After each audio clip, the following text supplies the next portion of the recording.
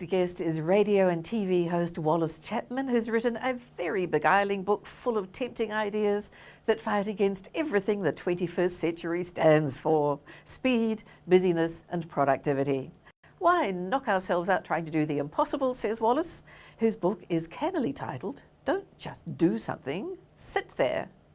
Hi Wallace, it's great to have you on. Let's talk. It's very good to be here. Thanks for inviting me. This book has a big message for today on terms of slowing down. Yes, but has there ever been a time in recent history where there haven't been books out there for people telling us to slow down? Well, that's a good point. Don't just do something, sit there. What a message. It has a long history, the whole idea of slow living.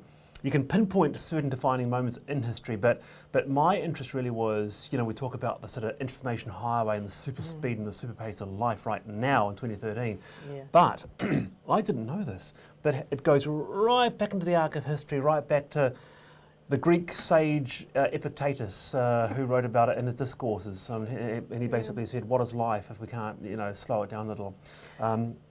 So it has a long tail, and in the Victorian times particularly, there was a whole movement that said, you know what, we are sick and tired of the sweatshops, the industrialisation, the steam, the mechanisation. It was a huge turning point in history, and there was a whole movement born out of that, and it was called the arts and crafts movement. Right, yes, which we think of now mainly as being the way houses are built or in which pottery's been That's made or exactly whatever. it. But we don't think of it so much as a philosophical arrangement. Yes. I thought the opposite. I thought arts and crafts movement was macrame's in the 70s, that we had, the ugly bowls that we had in our lounge. Yes. Oh, because the 70s was full of that sort of stuff as well, wasn't it? The 70s was full of it, but really the true meaning of the arts and crafts was an arts and crafts movement, pinpointed by a guy called William Morris. Now, he was a textile designer. And beautiful wallpapers and things exactly. that people still love these days. That's the one, William Morris Textiles, combined with a couple of other philosophers, a guy called John Ruskin and an architect called Augustus Pughlin. And he said, look, let's get back to the old days, the medieval days when you used to chisel a table, make it nice and uneven and unfinished. So that was a very strong movement in the Victorian times. That was the arts and crafts. But that ancient thing is fascinating, isn't it? I remember reading once that the Romans sort of thought a lot about going out walking too, and they called it solvitas perambulam, which was solving problems while you walk. And what's different to that these days? Walking meditation is still practiced. I didn't know that. Well, there's a new one for you. Yes. Look, but you also told me all sorts of things I didn't know about great ideas that changed the world that only came about because people were sitting on their bum sort of meditating or thinking about things or having a quiet time or looking at the sea or standing in the shower maybe. Yeah, that's right. And one of them was a guy called Thomas Sullivan, the invention of the tea bag. I had no idea. Yes. Well, he was the guy that really, what he wanted to do was, and it was just a moment in time, a moment of relaxation. Thought, how would it be to make tea go further and sell it better? Or to shift more product. And so what he thought he'd do is he'd parcel tea into little bags, and then people would open those bags and put the tea in the teapot. But he didn't write the instructions very well. So what people did is they took that bag and put it in the teapot. And he goes, "No, you don't do that." And people said, "But hey, it works." But it works, yes. The tea bag was born. Ever since the whole industry was born. Yeah, and I like that. It's a simple idea. It's a simple sort of concept. The whole idea of simplifying and toning down a concept of an idea. I talk about that, I was riveted too in some research that you brought up where people have actually done studies on how fast people walk. And this came out of you visiting Dunedin and realising that people were kind of ambling along the footpath, which is different from here. And I remember noticing that once I went to New York, and the escalators are so fast in New York, they just about spit you out at the top of the incline. Well, that's right. I mean, I was in Dunedin, and a friend of mine, I went to visit a friend of mine in Dunedin, and I was walking along George Street very fast, and he stopped in the middle of the street, and he goes, "Hey, dude," and I go, "What?" And he goes, "Have you noticed what you're doing?" And I said, "What am I doing, Dan?" He goes, "You're walking so fast, dude." And he goes, "Where are you going, mate? You're on holiday." And it was just a little light bulb because where am I going? And why am I walking so fast? And yes, there was a study comparing different cities across the world in terms of their pace of walking, and Wellington was one of the top places in the world apparently. All those people striding along Lambton Quay, yes, indeed. The public servants in Lambton Quay with their grey suits and whatever. You also advised me on a whole lot of acronyms I had never heard of before, like OMB, CPA, and PTO. What are these things? Yes. And so let's just take the first one, obsessive mobile disorder, OMB. So this is where people are just so obsessively attached to their phones. And you can see it. presumably. And you can see it. I mean, look, these are psychological terms. It's now becoming an object of study quite a bit. That whole idea of our relationship and our attachment to technology. So, for example, you know, here I go to the wonderful Auckland Art Gallery. There's a visiting exhibition. What do I see? I see about 3 or 4 young people down there just walking through on their iPhones. Yeah. And it just got me thinking, you know, what is it about our relationship with each other and technology that we don't even notice the things around us?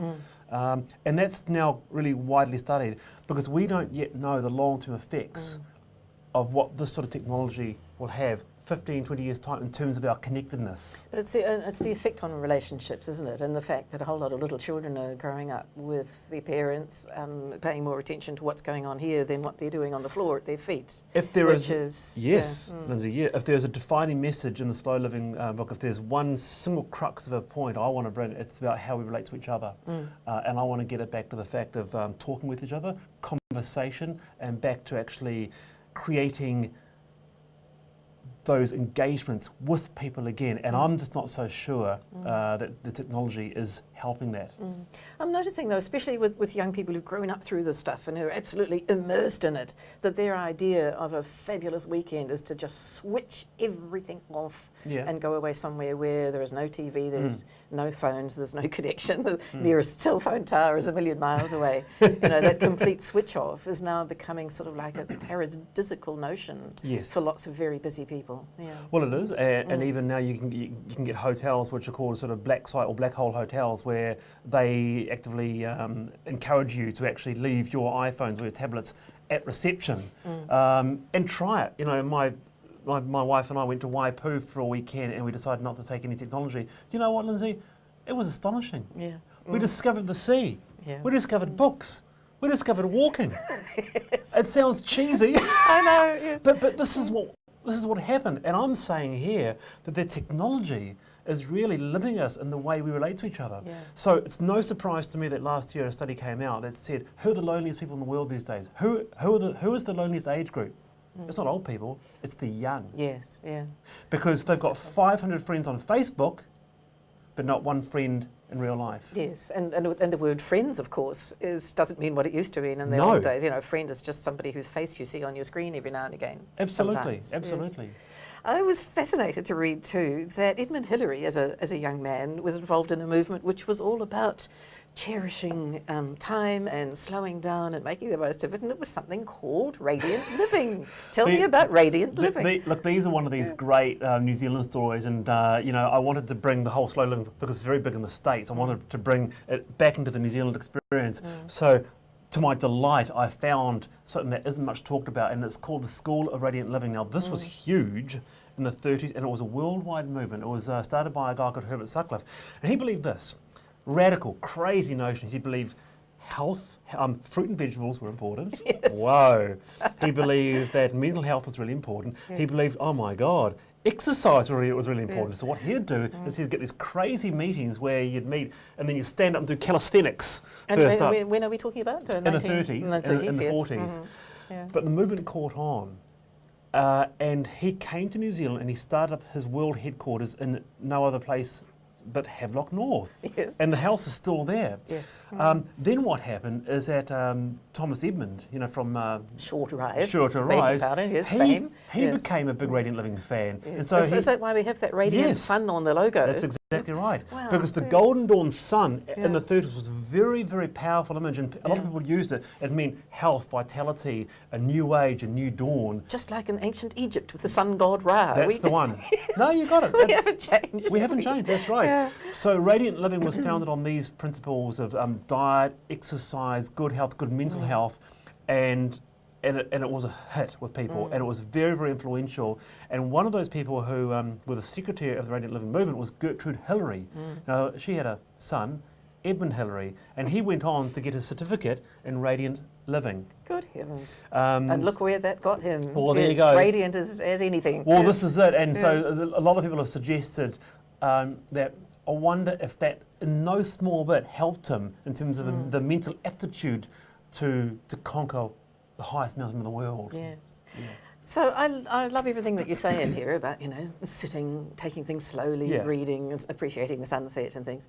So hard to do if you're a parent of young children. I mean, there are just times in your life when you just can't do this, can you? Have you got any answers for people like that who just have these huge familial demands upon them? Well, that was I did an event just last week, and it was a big speaking event, and it was 90% women. It was an event called the Good Magazine event, and this topic came up a lot. My response to that is the way I came to slow living was a big crisis in my life. I was very, very sick, and I was on a walking stick right through my 20s, and I had to change my life around if I was actually going to survive. Sadly, we don't have time to tell that whole story, but it's lovely to know that you've come from a space of real toughness. Yeah, but my point is that every person will have challenges and time crises in their life and face these issues, and having children is one of those things. Making time for yourself, I say to that you can do it. You can make time for yourself. Thank you so much, Wallace Chapman. Good Pleasure. message. Good to be here.